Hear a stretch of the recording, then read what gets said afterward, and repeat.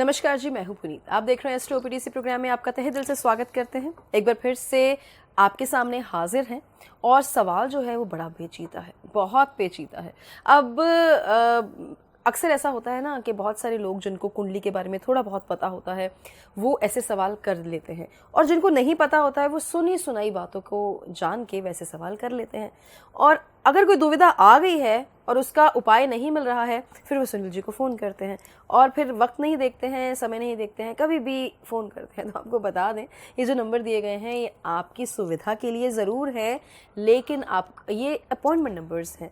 इन पे आप telephonic conversation के लिए अपॉइंटमेंट लेंगे, उसके बाद आपकी बात होगी, या फिर आपने मिलने भी आना है उसके लिए अपॉइंटमेंट लेनी होगी। सो हर चीज़ की एक तरतीब होती है ना, तो उस तरतीब को समझना बहुत ज़्यादा ज़रूरी है।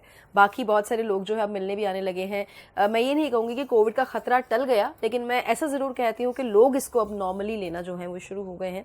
तो बहुत सारे लोग मिलने आने लगे हैं, बहुत सारे लोग फ़ोन पे भी अभी भी बात करना ज़्यादा सही समझते हैं। तो आपको जैसे सही लगे आप वैसे कीजिए, लेकिन मन में कोई सवाल रह जाए तो उसके लिए स्पेशली आप एक कॉल करते हैं, आपको ऐसा लगता है कि एकदम से पूछ लेंगे, तो थोड़ी तरतीब, थोड़े धीरे से चलेंगे हम।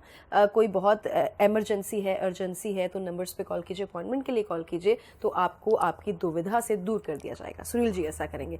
तो अभी सवाल जो है वो मैं ले लेती हूँ। ये नीचे नंबर्स आपके लिए हैं। गुड लक रिपोर्ट के बारे में बात होगी, tip of the day program के आखिर में आपको बताई जाएगी, और उपाय ही उपाय होंगे इस प्रोग्राम में। और आपकी कुंडली में अगर कुछ सबसे खराब है आज, तो वो सही किया जाएगा। कैसे बताते हैं, पहले स्वागत कर लें। बहुत बहुत स्वागत। नमस्ते जी। नमस्कार सुनील जी, कुंडली में कहते हैं कि 6, 8, 12 में ग्रह का बैठना जी, मतलब कुंडली फेल। मैं आपके क्वेश्चन से पहले ही दिमाग में आंसर आ गया अपनी। जी, आप पूछिए। हाँ, मतलब कुंडली फेल, इसके आगे कुछ नहीं, इसके आगे मतलब कि कुंडली हो ना हो एक बराबर आपकी। बिल्कुल ठीक है आपने। ऐसा धारणा है, ऐसा कहा जाता है कि 6, 8, 12 में प्लेनेट आ जाएं तो पूरी कुंडली की जो है डैमेज हो जाती है, कुंडली, सारी कुंडली ख़त्म हो जाती है, जबकि ऐसा है नहीं। क्योंकि हमारे जो क्लासिकल टेक्स्ट हैं, हमारे जो शास्त्र हैं, स्क्रिप्चर्स हैं, उसमें बहुत सारी इन्फॉर्मेशन है, बहुत सारी इन्फॉर्मेशन। ये इन्फॉर्मेशन में से मैं एक इन्फॉर्मेशन आपको बताना चाहूँगा कि कुंडली के अंदर 6, 8, 12 में अगर प्लेनेट आ जाएं तो ज़रूरी नहीं है कि ये लाइफ में खराबी ही करते हैं, ऐसा नहीं है। एक योग है, मैं एग्जाम्पल के तौर पे इस योग को लेना चाहूँगा ताकि आपको समझ लग सके कि ये 6, 8, 12 जो है क्या रोल अदा करते हैं। छठा घर रोग ऋण शत्रु, सबको मालूम है। सप्तम घर आपका बिजनेस है, डेली इनकम है, एडवोकेसी का घर है, कंसल्टेशन का घर भी है कहीं ना कहीं। हालांकि पंचम जो है वो कंसल्टेशन का है, लेकिन समवेयर कंसल्टेशन भी यहाँ से भी देखी जाती है। इसके अलावा पार्टनरशिप का घर है, आपकी स्पाउस का घर है, आपके हस्बैंड का, आपके वाइफ का, जो ऑपोजिट सेक्स होता है उनका घर है। और उसके बाद अष्टम घर जो है ये है अकल्ट साइंस का घर, छुपी हुई चीज़ें। ससुराल का घर, ससुराल का सुख, आपको कितना सुख मिलेगा उसका घर। आपकी पैतृक संपत्ति, एंसेस्ट्रल प्रॉपर्टी का घर, अष्टम घर। अब इन 3 घरों में आपके कुंडली के मेजर प्लैनेट आ जाएं तो कहते हैं कई बार क्या होता है, नॉलेज कम होती है तो कुछ भी कह दिया जाता है, लेकिन नॉलेज क्लियर होना बड़ा ज़रूरी है। 6, 8, 12 में नो डाउट ये त्रिक हाउस, सप्तम तो नहीं, खास करके जो 6, 8, 12 है ये त्रिक हाउस बोला जाता है, इनको दुष्टाना घर भी बोला जाता है। लेकिन 6वां घर, अष्टम घर और 12वां घर ये कहीं ना कहीं फायदा भी करवाते हैं। अब मैं 6, 7 और 8 का एक कॉम्बिनेशन बताने जा रहा हूं आपको, एक योग बताने जा रहा हूं, जो मैं आपको एग्जाम्पल के तौर पे बताने जा रहा हूं। इसको देखिएगा, कुंडली के अंदर चेक कीजिएगा और इसको मैच करके देखिएगा। 6, 8, 12 में अब आपके कोई शुभ ग्रह बैठा हो, तीनों घरों में 6, माफ कीजिएगा, 6, 7 और 8, 6, 7 और 8 में अगर 3 प्लैनेट अच्छे शुभ ग्रह बैठे हुए हों तो आप इसको मानिए कि आपकी जिंदगी में बहुत स्टेबिलिटी आने वाली है। वहां कौन सा ग्रह पड़ा हुआ, किस राशि में, किस नक्षत्र में क्या रिजल्ट देगा, पार्ट ऑफ एनालिसिस है। लेकिन मोटा मोटा मैं समझा रहा हूं आपको कि 6, सप्तम और अष्टम में 3 ग्रह शुभ बैठे हों तो जिंदगी में स्टेबिलिटी आ जाती है। इसको थोड़ा सा और सिंप्लीफाई करता हूं। जैसे एंकर होता है, एंकर जो एंकर है, एंकर का अगर सिंबल देखेंगे तो बिल्कुल ऐसे है जैसे 6वां घर, सप्तम घर और अष्टम घर है। वो जितना वो खूंटा होता है जो जमीन पे गड़ा हो या बेड़ी में गड़ा हो, वो बहुत स्टेबल होता है। जहां गाड़ दिया जाए वहां से हिलता नहीं है। वो स्टेबिलिटी है, वो इंसान की लाइफ में आती है जिनकी कुंडली में छठे घर में, सप्तम घर में और अष्टम घर में 3 शुभ प्लैनेट बैठे हों, एक एक शुभ प्लैनेट बैठा हो। तो ये अधियोग है, इसको अधियोग कहा जाता है और इसमें लाइफ में स्टेबिलिटी देखी गई है। बात करता हूँ 12वें घर की। 12वें घर में सबने सुना हुआ है शुक्र बैठे हों तो बहुत भौतिक सुखों की जो है इंसान को जो मिलती है, हर चीज़ इंसान को मिलती है। शुक्र बहुत जो है नेचुरल कारक है, इस करके बड़े उच्च के माने गए हैं यहाँ पे।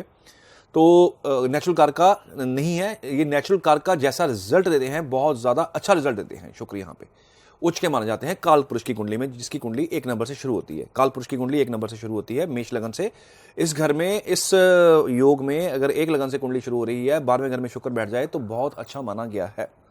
इंसान को बहुत अच्छी प्राइवेट लाइफ मिलती है, स्पाउस अच्छा मिलता है, इनकी आपस में जो म्यूचुअल अंडरस्टैंडिंग होती है बहुत अच्छी होती है और इनकी लाइफ, प्राइवेट लाइफ बहुत स्मूथ मानी गई है।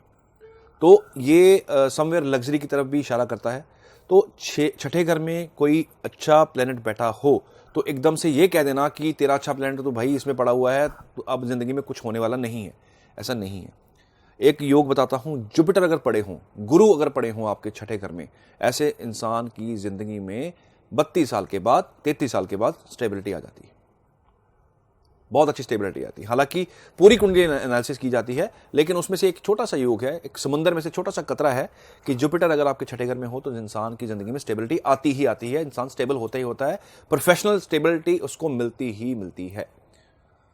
सप्तम घर में अगर कोई अच्छा प्लैनेट बैठा हो तो वो भी अच्छे रिजल्ट दे जाता है, क्योंकि ये जो कुंडली है इसका स्टैंडर्ड फॉर्मूला कोई नहीं है। जो स्क्रिप्चर्स लिखे गए वो स्टैंडर्ड है, जो योग लिखे गए, योग के रिजल्ट्स लिखे गए वो स्टैंडर्ड है, लेकिन इसके अंदर वेरिएशन आ जाती है। क्योंकि बहुत रेयर केस है कि एक ही सेम लगन हो, सेम नक्षत्र हो, सेम पड़ा हो, उसमें किसी का बर्थ हो। सिमिलर चीज़ें, एक बंदे की नेचर डिफरेंट, एक बंदे की नेचर किसी और तरह की, एक ही घर में 2 बच्चे पैदा हुए, ट्विंस पैदा हुए, लेकिन नेचर में बिल्कुल 180 डिग्री का जो है उनके चेंज होता है। तो ये डिपेंड करता है कुंडली आपकी कितनी वजनदार है, कितनी स्टेबिलिटी है। हालांकि ऐसे योग ज़्यादातर कहे जाते हैं खराब हैं, लेकिन ये खराब होते नहीं हैं। अगर कोई अच्छे पारखी देखने वाला हो तो वो आपको रियलिटी बताएगा कि इसमें ये अगर जुपिटर पड़ा है छठे घर में तो वो किस हद तक खराब है। अगर इसमें आपका मंगल पड़ा हो तो किस हद तक सही है या किस हद तक खराब है। राहु अगर इस घर में आ जाए, छठे घर में आ जाए, तो इंसान की सारी जिंदगी, नोट कीजिए इस चीज़ को, समझिएगा और देखिएगा कि राहु छठे घर में हो, इंसान की लाइफ में ट्रबल्स बहुत होंगी, लेकिन ट्रबल्स के साथ साथ उस इंसान के अंदर हिम्मत बहुत होगी। उसके दुश्मन दुनिया भर के होंगे, लेकिन उसका बिगाड़ कुछ नहीं सकेंगे। ये छठे राहु की पहचान है। ये बहुत अच्छा योग माना गया कि इस इंसान का कोई भी बाल बांका नहीं कर सकता। दुश्मन जितने मर्जी हों, लेकिन हावी नहीं हो पाते। एंड जब लाइफ का एंड होता है तो इंसान अपनी सारी दुश्मनी खत्म करके, नलीफाई करके इंसान इस दुनिया से जाता है। सो जरूरी नहीं है कि छठे घर में प्लैनेट पड़ा हो, अष्टम में पड़ा हो तो आपको नेगेटिव ही देगा, ऐसा नहीं है। अगर सपोज कीजिए लग्नेश आपके मंगल में आ जाए, इसमें अष्टम में आ जाए, सपोज कीजिए मंगल की बात कर रहा हूं कि अगर मेष लग्न की कुंडली है, मंगल अष्टम में आ जाए तो यहां पे वो फॉर्मूला इंप्लीमेंट नहीं होता कि त्रिक हाउस में प्लैनेट पड़ा हुआ है और नेगेटिव करेगा। क्योंकि लग्नेश अपने घर में अगर छठे में, अष्टम में, अपने घर के अंदर अगर प्लैनेट बैठा हो तो उसका दोष नहीं माना जाता। सपोज कीजिए अगर मीन राशि अष्टम में पड़ रही है, 8th घर में, 8th भाव में पड़ रही है, वहां गुरु बैठे हुए हैं, वो नुकसान नहीं करेंगे, नुकसान बहुत कम करेंगे। छठे घर में अगर आपके जो है धनु राशि आ रही है, गुरु वहां बैठे हुए हैं, तो यहां पे भी आपको गुरु नुकसान नहीं करने वाले हैं, फायदा देंगे। सो डिपेंड करता है कि कौन सी राशि में, छठे घर में राशि पड़ रही है उसमें कौन सा ग्रह बैठा हुआ है, अष्टम में कौन सी राशि पड़ रही है उसमें कौन सा ग्रह बैठा हुआ है, 12वें में कौन सी राशि पड़ रही है उसमें कौन सा ग्रह बैठा हुआ है। इसको विपरीत राजयोग भी कहा जाता है। अगर 6, 8, 12 में ऐसे प्लैनेट बैठे हों जिनकी राशियां ही 6, 8, 12 में आ रही हैं और वो भी 6, 8, 12 में किसी एक घर में बैठे हों, सिंप्लीफाई करके समझाने की कोशिश करता हूं। सपोज कीजिए मंगल अगर आपके कुंडली के अंदर 12वें घर में बैठे हुए हैं, 12वें भाव में बैठे हुए हैं और उसकी राशि जो है, मंगल की राशि जो है 6, 8, 12 में से किसी एक घर में पड़ रही है, तो यही विपरीत राजयोग है। इसमें आपको कोई दोष नहीं लगता। इसमें त्रिक भाव का फॉर्मूला इंप्लीमेंट नहीं होता और ना ही ये उस लेवल पे काम करेगा। सो डिपेंड करता है 6, 8, 12 में कौन सी राशियां हैं, 6, 8, 12 में कौन सी राशियां पड़ी हैं, कौन से ग्रह पड़े हुए हैं। अगर ये ग्रह अपने घर में, क्योंकि अपने घर का नुकसान कोई नहीं करता। अगर आप बहुत अच्छे एरिया में रह रहे हैं, बहुत अच्छी बात है। अगर बहुत बुरे एरिया में रह रहे हैं, आप अपने घर के अंदर का नुकसान नहीं करेंगे। अपने घर की चीज़ों को कोई नहीं तोड़ता, कोई अपने घर के अंदर गंदगी फैला के खुश नहीं है। सो अपने घर में बैठ के, एरिया चाहे जो मर्जी मिला हो, एरिया चाहे बहुत पॉश हो या बहुत ही ज़्यादा थर्ड क्लास एरिया में आप रह रहे हैं, लेकिन अपने घर को हमेशा साफ रखेंगे, अपने घर के लिए हमेशा आप केयरिंग रहेंगे। सो यही सेम फॉर्मूला आपकी कुंडली के अंदर इंप्लीमेंट होता है। 6, 8, 12 में अगर अपनी राशियां हो तो विपरीत राजयोग के अंडर ये इंप्लीमेंटेशन नहीं होती। आपने ये बात बताई कि साफ सफाई भी जो है वो उपाय में ही आती है जी। लेकिन कुछ घर ऐसे होते हैं जिनकी साफ सफाई पहले ही हुई होती है, यानी कि बिल्कुल खाली होते हैं। उनके बारे में आप क्या कहेंगे? जी, ऐसा पुनीत जी, ये नॉलेज थोड़ी सी कह लो जी कि लैक ऑफ नॉलेज है कि जो घर खाली होते हैं, कि लोग पूछते हैं, आपने तो क्वेश्चन बड़ा सिंपल तरीके से पूछा है, लेकिन लोग बड़े अजीब ढंग से पूछते हैं, सर मेरे इस मतलब ये कुंडली में ये घर खाली पड़े हैं तो इसके रिजल्ट कहाँ है, इसका कोई रिजल्ट नहीं आएगा। ऐसा नहीं है। ये ऐसा है, जैसे एक एग्जाम्पल देता हूँ जिससे आपको समझने में बहुत आसानी होगी। आप पैदा हुए, सपोज कीजिए आप भारत में किसी सिटी में पैदा हुए और आप अपना जो लाइफ सर्वाइव करते करते आप बहुत ज़्यादा दूर चले गए हैं, आप फॉरेन सेटल हो गए जाके, आपका घर यहाँ पे है, चाहे वो घर खाली है। अब आप वहाँ चले गए, प्रॉपर्टी आपकी यहाँ खाली पड़ी हुई है, लेकिन वो प्रॉपर्टी आज भी आपकी है। आजकल तो बड़ा मॉडर्न ज़माना है, आजकल तो कैमरास लगे होते हैं, तो लोग वहाँ बैठे बैठे अपने घर की जो है निगरानी कर रहे हैं। जो घर खाली कुंडली के अंदर पड़े हुए हैं उनके अंदर उनको एक एक रूलरशिप मिली होती है, उसमें एक नंबर लिखा होगा, जो राशि होती है उसके अधीन वो नंबर जो है वो उस घर को रिप्रेजेंट करता है, उसके लॉर्ड होते हैं। सपोज कीजिए 4 नंबर में अगर आपकी कुंडली के चौथे भाव में अगर 3 नंबर लिखा है तो वो बुध के अंडर वो घर आ रहा है, वो बुध को उसका रूलरशिप मिला है। बुध जहां मर्जी बैठा हो, लेकिन कहीं ना कहीं चौथे घर को लेके रिजल्ट्स दे रहा होगा, चौथे घर को देके रिजल्ट देगा ही देगा। आप सपोज कीजिए किसी बाहर की कंट्री में बैठ के यहाँ आपका घर खाली पड़ा हुआ है, यहाँ घर की निगरानी भी आपने किसी न किसी को सौंपी होगी, ध्यान आपका उस घर की तरफ होगा, कैमरास लगे होंगे, यहाँ किराएदार होंगे। जो प्लैनेट गोचर करते हैं वो किराएदार होते हैं। कोई 6 महीने के लिए आया, कोई 8 महीने के लिए आया, कोई साल के लिए आया, कोई 2 साल के लिए आया, कोई 5 साल के लिए आया। जैसे आपके किराएदार आते हैं वैसे ही प्लैनेट्स को टाइम मिला हुआ है। चंद्रमा 2.25 दिन में राशि परिवर्तन कर जाता है, एक घर से दूसरे घर में निकल जाता है। राहु 18 महीना रहेगा, केतु 18 महीने रहेगा। किराएदार हैं उन घरों के किराएदार जो आपको मिले हैं। आपका नेटल चार्ट जब आप पैदा हुए, जो वहाँ जो प्लैनेट्स की पोजीशन थी उसका स्नैपशॉट है, वो आपकी कुंडली है। उसके अंदर जो गोचर हो रहा है, प्लैनेट्स घूम रहे हैं, आ रहे हैं, वो आपके कुंडली के अंदर किराएदार हैं जो घूम रहे हैं। ये सिंपल तरीके से समझेंगे तो आपको कुंडली बड़ी अच्छे से समझ आएगी। खाली घर जो है, जो भी राशि लिखी है वो उस घर का मालिक है। वो मालिक कहाँ बैठा हुआ है, वो रूलरशिप उसको कहाँ की मिली हुई है, वो बात की बात है, लेकिन वो घर उसको रिप्रेजेंट कर रहा है। उस घर का एक्चुअल मालिक वो है, किराएदार जो है वो तो घूमते ही रहेंगे। सो इसको ऐसे समझिए, खाली जो प्लैनेट होते हैं, जो खाली भाव होते हैं, उनके अंदर भी पूरी जो है उनकी स्पेसिफिकेशंस होती हैं, उनका पूरा प्रॉपर रोल होता है। ऐसा नहीं है कि वो खाली हैं, आपकी ज़िंदगी में कोई रिजल्ट नहीं देगा, वो भी रिजल्ट देगा, और वो भी पूरा रिजल्ट देगा। जिस घर का रूलरशिप उसको मिला है वो पूरा वो इफेक्ट देगा। जो जहां ग्रह बैठा हुआ है वैसा दे रहा है, वैसा ही खाली जो घर होते हैं उनके भी रिजल्ट्स आपकी ज़िंदगी में आते हैं। वो पार्ट ऑफ एनालिसिस है कि कैसे उसको देखना है, कैसे उसको प्रेडिक्शंस करनी है उसकी। वो पार्ट ऑफ जो एनालिसिस रहता है, पार्ट ऑफ प्रेडिक्शन रहता है। तो मुझे नहीं लगता कि इतनी एप्ट और इतनी वाइडेंड और इतनी एक्सपैंडेड और इतनी ज्ञानवर्धक नॉलेज जो है वो इससे पहले हुई होगी। सो मुझे ऐसे लग रहा है कि मैं भी एस्ट्रोलॉजर बनूं और मुझे भी कुछ ऐसे नुक्ते समझ में आए, क्योंकि बहुत इंटरेस्टिंग लगता है। फ़ायदा हो रहा है, दैट इज़ डिफरेंट, मतलब उसके लिए तो शो है, उसके लिए तो एस्ट्रोपीडी है कि सबके घर तक फ़ायदा पहुंचे, लेकिन ये जो नॉलेज है ये इंटरेस्टिंग बहुत है। सो मुझे लगता है कि बहुत सारे सुनील जी, बहुत सारे ना मेल्स ऐसे भी होते हैं जिसमें कहते हैं कि मैं एस्ट्रोलॉजर बनना चाहता हूँ, गुड लक रिपोर्ट भी कुछ ऐसा है, आप बताइए ये मैं बन सकता हूँ कि नहीं बन सकता हूँ। तो मुझे लगता है कि वो शोज देख देख के उनको लगता है कि this is a very good, this can be a very good profession जब आपको देखते हैं, क्योंकि अब वो पहले देखते होंगे कि गले में इतनी बड़ी बड़ी मालाएं पहनी हुई हैं और भेस अलग सा है, तो वो बाबा टाइप कोई ऐसे बैठे हुए हैं। हालांकि रिस्पेक्ट हम सबकी करते हैं, उनकी धारणा, उनकी पोशाक, सबकी रिस्पेक्ट है, हर किसी का अपना अपना स्टाइल है। लेकिन यहाँ पे जब देखते हैं एक सिंपल सा बंदा जब ऐसी बात कर रहा होता है तो उनको ऐसे लगता है कि नहीं, ये तो हम ही हैं। पुनीत जी, मैं यहाँ पे ये कहना चाहूँगा कि जो इन्फॉर्मेशन है या नॉलेज है, विजडम है, वो किसी चीज़ की मोहताज नहीं है। नॉलेज जो है वो किसी बड़ी बड़ी मालाओं की मोहताज नहीं है, वो बहुत बड़े बड़े बड़े सेट लगाने की जो है वो मोहताज नहीं है।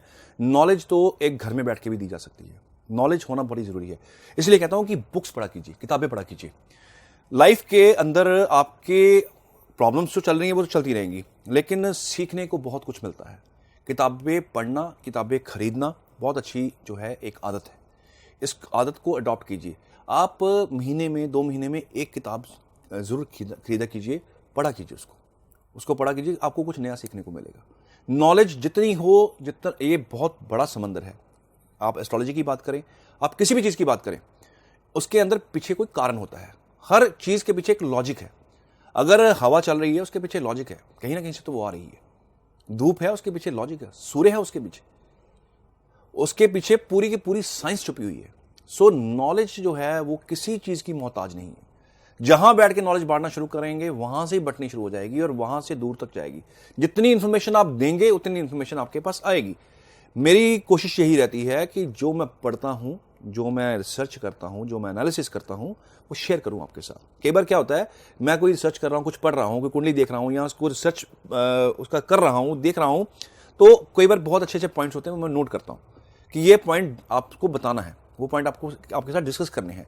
अब एक एपिसोड, लास्ट एपिसोड था जो हमने चंद्रमा के ऊपर किया, मैंने पढ़ा तो मैंने बहुत टाइम पहले था लेकिन भूल चुका था लेकिन दोबारा जब मैंने अपनी नोट्स उठाए, किताबें उठाई, तो एकदम से सामने आया कि चंद्रमा जो है वो इन्फेंट की लाइफ डिसाइड करता है। बड़े इंसान की, 1.5 साल के ऊपर के इंसान की जो है वो चंद्रमा के साथ, एज के साथ लेने देना कुछ नहीं है। लेकिन इन्फेंट, जो छोटा बच्चा है, उसका सर्वाइवल, कितने % उसका सर्वाइवल होगा, वो चंद्रमा से डिसाइड होता है। ये कहाँ से आई? ये नॉलेज आपको शास्त्रों से आती है, किताबों से आती है। किताबें पढ़ना बहुत अच्छी जो है आदत है। किताबें खरीदना बहुत अच्छी आदत है। किताबें डोनेट करना बहुत अच्छी आदत है। किताबें अगर घर के अंदर पड़ी हूँ, मैं आपको एक उपाय बताता हूँ बहुत बढ़िया, क्योंकि ये वो चीज़ें हैं जो दिमाग में आ जाती हैं बात करते करते। आपको पढ़ाई से लेके कोई प्रॉब्लम आ रही हो, ब्रेकेज आपकी पढ़ाई में बार बार हो रही हो, तो आप किताबें डोनेट कीजिए। धार्मिक किताबें धार्मिक जगह पर डोनेट कीजिए, या किसी ऐसे बच्चे की हेल्प कीजिए जो बच्चा पढ़ नहीं सकता, सिर्फ किताबों की कमी से वो पढ़ नहीं पा रहा। उसके 1 साल की किताबें, उसकी जो क्लास है बच्चे की, उसको किताबें ला के दे दीजिए। आपके बच्चों के जो है पढ़ाई के अंदर जो ब्रेक लग रही है वो नहीं आएगा। ये सिमिलरली वैसे ही है जैसे हम बीमारी के लिए मेडिसिन डोनेट करने के लिए रेमेडीज बताते हैं, वैसे ही बुक्स डोनेट करने से नॉलेज डोनेट कर रहे हैं आप अपना जुपिटर जो है वो इनहेंस कर रहे हैं, आप अपना जुपिटर मजबूत कर रहे हैं। तो अगर आपको पढ़ाई के अंदर प्रॉब्लम आ रही है, चंद्रमा की वजह से आपको पढ़ाई के अंदर ब्रेकेज आ रही है आपके, तो आप किताबें दान कीजिएगा। आप जुपिटर का डोनेशन ऐसे कीजिएगा कि जुपिटर आपको आशीर्वाद दे। नॉलेज बांटिए, नॉलेज और आएगी। मैं नॉलेज बांटता हूं, मेरे पास और इकट्ठी होती जाती है। सो ये मंच जो है, ये एपिसोड नहीं है, ये फुल इंफॉर्मेशन का एक जरिया है। ये प्रैक्टिकल चीज़ें जो देखी गई हैं, जो मैंने अपनी लाइफ में देखी हैं, जो लोगों से मिलके जो मैंने एकत्रित किया, जो इकट्ठा किया नॉलेज को, वो आपके साथ शेयर कर रहा हूँ कि ज़िंदगी की सच्चाइयाँ जो हैं वो ऐसी होती हैं। सो किताबें खरीदिए, किताबें पढ़ा कीजिए। रात को सोने से पहले मोबाइल छोड़िए, मोबाइल को छोड़ के किताबें पढ़ने की आदत डालिए। पहले लोगों के अंदर बहुत अच्छी आदतें थी, लेकिन आज की डेट में सिर्फ मोबाइल, हर चीज़ मोबाइल के ऊपर है। आंखें गड़ी हुई हैं, नज़रें कमज़ोर हो चुकी हैं, बहुत प्रॉब्लम लोगों की बढ़ चुकी हैं, सिर में दर्द रहना शुरू हो गया है, बच्चों की आंखों की नज़र कमज़ोर हो चुकी हुई है, बहुत ट्रबल्स आ रही हैं। लेकिन लोग समझने को तैयार नहीं हैं, लोग मानने को तैयार नहीं हैं कि मोबाइल की वजह से ये प्रॉब्लम आ रही है। सो मेरा कहना फ़र्ज़ है, मानना आपका फ़र्ज़ है। आप माने, आप ना माने, मान जाएंगे तो बहुत अच्छा, नहीं मानेंगे तो भी अच्छा, क्योंकि ये आपकी जो फ्री विल है। सो मेरी एडवाइस ये है, जेंटल एडवाइस ये है कि किताबें पढ़ा कीजिए। जुपिटर इनहेंस होगा, एजुकेशन में प्रॉब्लम नहीं आएगी। तो इतनी भरपूर नॉलेज, बात कहाँ से शुरू हुई थी? बात शुरू हुई थी कि किताबें जो हैं वो पढ़ा कीजिए, फिर उसके बाद से आते आते ऐसे पॉइंट्स आपको बता दिए गए, मुझे नहीं लगता कि किसी ऐसे एस्ट्रो शो में या लाइफस्टाइल शो में ऐसे आपको बताया गया होगा। सो ये चीज़ें प्लान नहीं होती हैं, ये उस इंसान की निशानी होती हैं जो खुद बहुत पढ़ता हो। सो अभी आपको समझ में आ गई होगी। बाकी आज के हमारे लकी व्यूअर कौन हैं? नीरज राम प्रकाश हैं, 39 ईयर्स के हैं, मुंबई से हैं। कहते हैं खुद का घर नहीं है, एक बार एक फ्लैट खरीदा था मगर किसी वजह से रह नहीं पाया, बेचना पड़ा। मेरी गुड लक रिपोर्ट में इसका कारण और निवारण बताइए, मुझे लगता है कि आप इसके बारे में ज़रूर कुछ कर सकते हैं। नीरज जी नमस्कार। मैं कुछ नहीं कर सकता, जो करना है आपको करना है। मेरा सिर्फ इतना काम रहेगा कि आपकी कुंडली देख के, आपका एनालिसिस करके कुंडली का आपको कारण और निवारण। हालांकि अपने घर के ऊपर मैंने काफ़ी एपिसोड्स किए हैं, आप यूट्यूब को स्क्रॉल करके या सर्च करके आप देख सकते हैं, जिसमें अपने घर के योग के बारे में मैंने बताया हुआ है।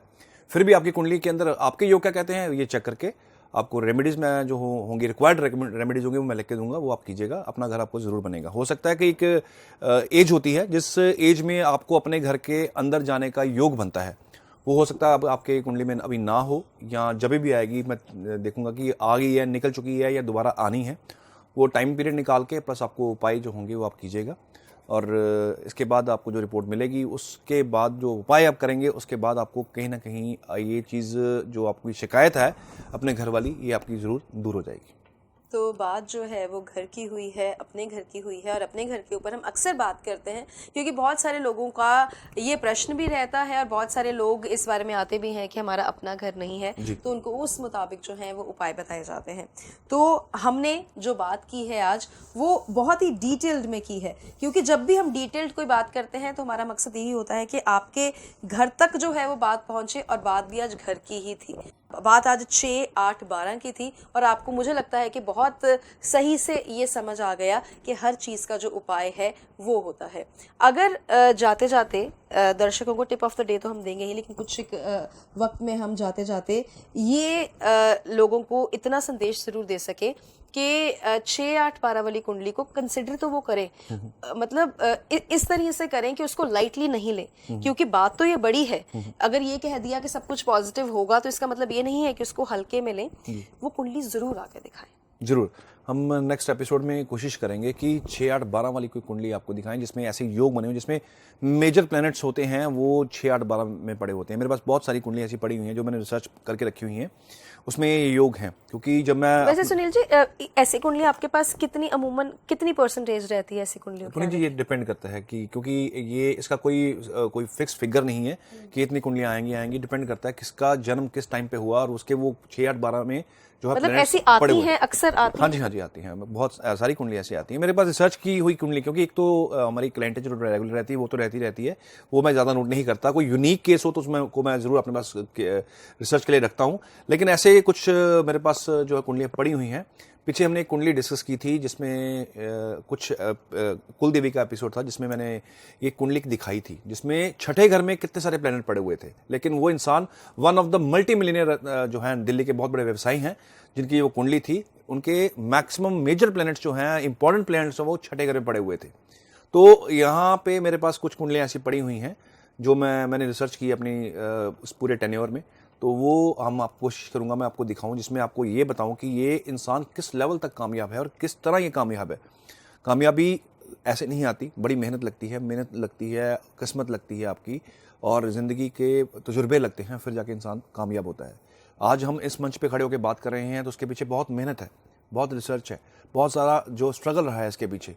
तो आज इस काबिल हैं कि मैं आपको ये चीज़ें डिलीवर करता हूँ कि ये ग्रह ऐसे होता है, क्योंकि ये ग्रह को पढ़ा गया है। इनको पढ़ने के बाद रिसर्च करके इनका एनालिसिस रिजल्ट्स देखे हैं, फिर मैं आपको यहाँ पे आके ये चीज़ें बताता हूँ। ऐसी नहीं है कि कोई किताब पढ़ी और आपके सामने आ गई, क्योंकि जो मैं बता रहा हूँ वो आपको किताबों में चीज़ें नहीं मिलेंगी। वो किताबों वाला चैप्टर जो था वो जब मैं स्टडी कर रहा था, जब मैं ये कोर्स कर रहा था, तब मैंने पढ़े थे। उसके बाद जो ज़िंदगी के तजुर्बे मिलते गए, कुंडलियाँ, क्योंकि एक डॉक्टर का हाथ बहुत साफ हो जाता है जब उसने बहुत सारे पेशेंट्स देखे। कहते हैं कि एक तजुर्बे का डॉक्टर है, तजुर्बे का डॉक्टर को कैसे तजुर्बा आता है जब बहुत सारे पेशेंट्स उसने देखे हों, उसने बहुत सारे रिसर्च किया हो पेशेंट्स के ऊपर। तो ये तजुर्बा ही है जो आज भी सीख रहे हैं, आगे भी सीखना है, बहुत कुछ अभी मिसिंग है, बहुत कुछ अभी मेरी नज़र से दूर है, जो आप लोग आके दिखाते हैं, नई नई चीज़ें देखने को मिलती हैं। एक पीछे एक बीमारी के बारे में मैंने बात की थी, LAM करके एक बीमारी है जिसका इलाज ही कोई नहीं है, टीबी से भी ऊपर है। टीबी का तो फिर इलाज है, लेकिन लैम लाखों में से एक पेशेंट को होती है और जिसका पेशेंट जो है सर्वाइव नहीं कर पाता। वो एक अभी तक मेरी रिसर्च कंप्लीट नहीं हुई कि ये बीमारी कहाँ से चली, कैसे आई, क्योंकि ये लाख औरतों को होती है, लाखों के पीछे एक औरत को होती है। तो वो कुंडली एक बार मेरे पास आई थी, मैं उसके ऊपर अभी भी स्टडी कर रहा हूँ, उसको जब भी टाइम लगता है मैं निकाल के पढ़ता हूँ कि ये कौन सी बीमारी थी, ये कैसी बीमारी है जो इंसान की ज़िंदगी बड़ी छोटी उम्र में, मेरे ख्याल में उस लेडी की उम्र 25 से 26 साल रही होगी जब उनकी डेथ हो गई थी। तो ये नई नई चीज़ें हैं, आप ही से देखने को मिलती हैं, आप ही से कलेक्ट किया हुआ तजुर्बा है जहाँ पे डिस्कस होता है। प्लस हमारे स्क्रिप्चर्स हैं, हमारे शास्त्र हैं, उनको पढ़ने के बाद इस मंच पे आने के काबिल मैं होता हूँ कि आपको मैं कुछ आके बताऊँ।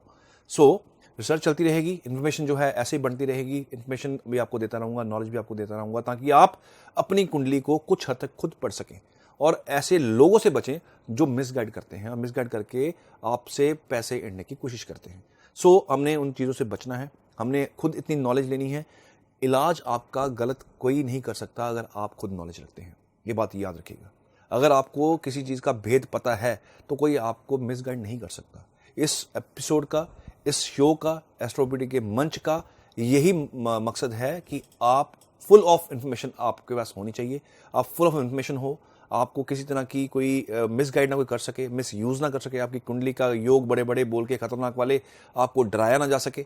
सो जुड़े रहिए इस शो के साथ, नॉलेज इकट्ठी करते रहिए। ये नॉलेज आपके लिए काम आएगी, आपके अपनों के लिए काम आएगी, आपको डरने से बचाने के लिए काम आएगी। अभी आप ये मत समझिएगा कि आपने इतनी सारी टिप्स दे दी तो आपसे टिप ऑफ द डे नहीं पूछी जाएगी, वो तो फिर भी पूछी जाएगी। टिप ऑफ द डे जो है हमारे प्रोग्राम का रिवाज है, आप के लिए ये मेरा फर्ज भी बनता है कि कुछ ना कुछ आपको ऐसा बताऊं जो बहुत सस्ता हो, टिकाऊ हो और फायदेमंद हो।